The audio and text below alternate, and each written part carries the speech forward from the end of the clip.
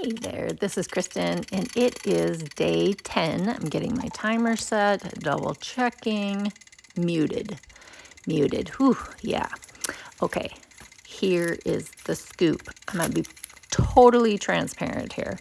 I was cleaning my studio today, and it's a ridiculous.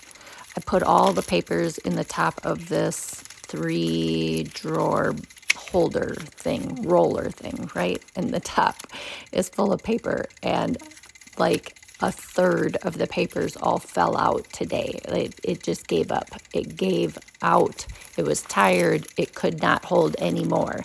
So I finally had to clean up all this stuff that fell on the floor, right? So I am sorting through my papers, and look at what I found. Now, I don't know about you, but that is not always my typical colors. So I'm going to assume that that was some sort of a paint on the paper and don't waste the paint in the paintbrush type of situation, whatever I had going on there. But I felt like the colors on this paper kind of matched the muted vibe that I was looking for, maybe. So I went ahead, and again, because we only have 5 minutes, I thought, you know what? I am going to use every resource I have at hand in the studio today. And that included a pre-painted piece of scrap paper that fell out of the bin. So I, again, decided, if you're paying attention, if you're watching, the paper there was completely white on the inside there. It was, I mean, it's a nice weight of paper, and I feel like there was color or something on the front and or the back. But that inside piece was, white as white gets here. So we are just going to go ahead and glue my little muted sheet of painted paper right into the book here. So anyway, I thought I would give you a little bit of the backstory on how I even found that little beauty, and the fact that, I would have never found that otherwise had that not all fallen out of my thing. Sometime I'm going to have to do a little sneak peek. I'm going to have to show you the roller here, because you'll be like, oh, Kristen, oofda. Yeah, oofda. I'll have to do a bonus tomorrow today. When I post this, I'll have to do a little extra filming here for you, so that you can get a sneak peek of the 2 full bin here. Anyway, I'm going to be done chit-chatting. Doors open, Ugly Art Club, starting on Monday, May 1st. Come and join us. We are a good time. Inspirational videos, and just really want to help promote art and you making more art. Swing by Dee Dee Keatron and Tiffany Goff-Smith, see what they are up to, and yeah. Thank you so much for watching. I will catch you tomorrow.